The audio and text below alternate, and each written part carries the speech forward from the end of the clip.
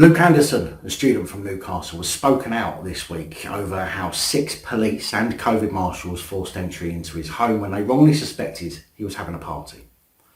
After realising everyone in the house actually lived there, he said he was told by officers to go to bed and did not receive an apology.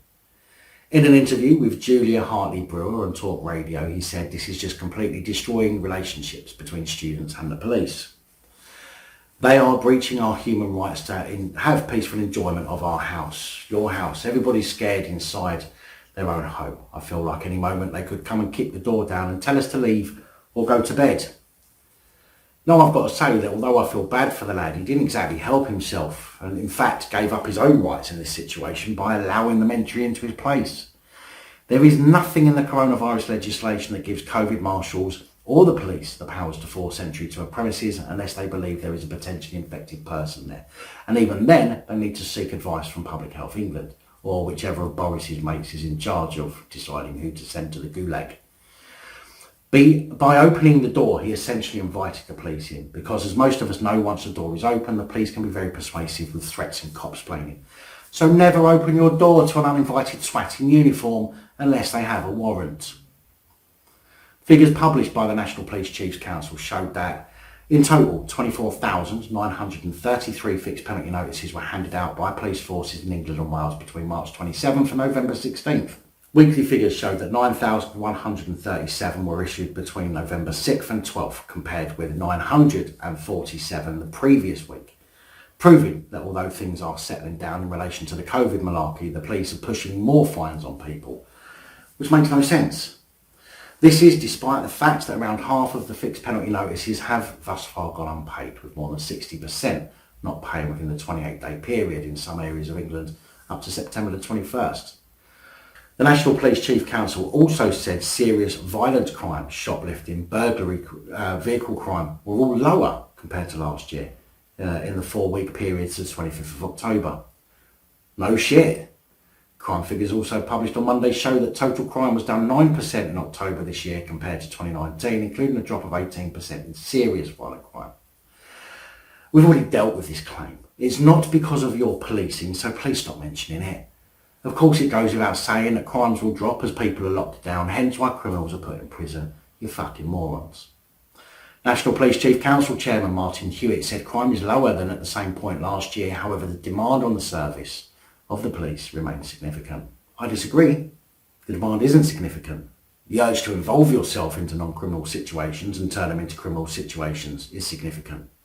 Your urge to blindly follow orders without using your own brain cells is significant. The urge for 20 cops to turn up to a pissy mouthy teenager or a photographer in public, which could be dealt with by just a couple of properly trained police constables, but yet tell victims of car thefts and burglaries that you're too busy to come out and see them, remains significant. Twat. He added, particularly during the month of December, officers and police staff will be working hard to tackle crime, keep communities safe and play our part in reducing the spread of coronavirus. And what exactly are you going to do to reduce the spread of coronavirus, Mr. Hewitt? Scaring the virus into submission with bullying tactics? Threatening it with a fixed penalty notice if it comes out before 10 p.m. and attacks groups of less than 6 people? There's fuck all you can do to reduce the spread of COVID-19, short of locking up everyone and only releasing those who take several untested vaccines until they find one that works, or until they die of COVID, which, as we know, in most cases won't actually happen. Stopping people from freely moving about isn't going to work. COVID can be airborne and stay active for some time, according to government scientists.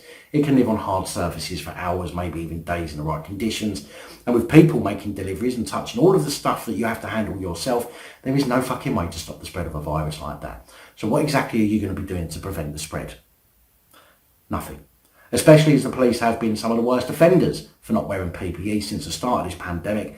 And even though they complained they had little or no PPE for months and months, we still went out and interacted with potentially hundreds of people per day, and still there's no reports of police dying from it, barring maybe 3 unconfirmed accounts.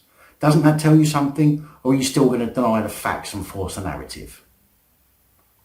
He continued, we encourage the public to follow the rules in place for their part of the country and to remain vigilant as shops begin to open again in time for Christmas, as criminals may seek to exploit opportunities to commit crimes. Finally, some real police work for you. Maybe you won't have this time. maybe you won't have the time to assault peaceful protesters during December and actually get out and do what you're paid to do. Big thank you to channel supporters, especially these guys. Your support is truly appreciated. Don't forget to like, share, comment and subscribe and let me know your thoughts, and I know many of you will. And until next time, stay safe, look after each other, film the police and other officials.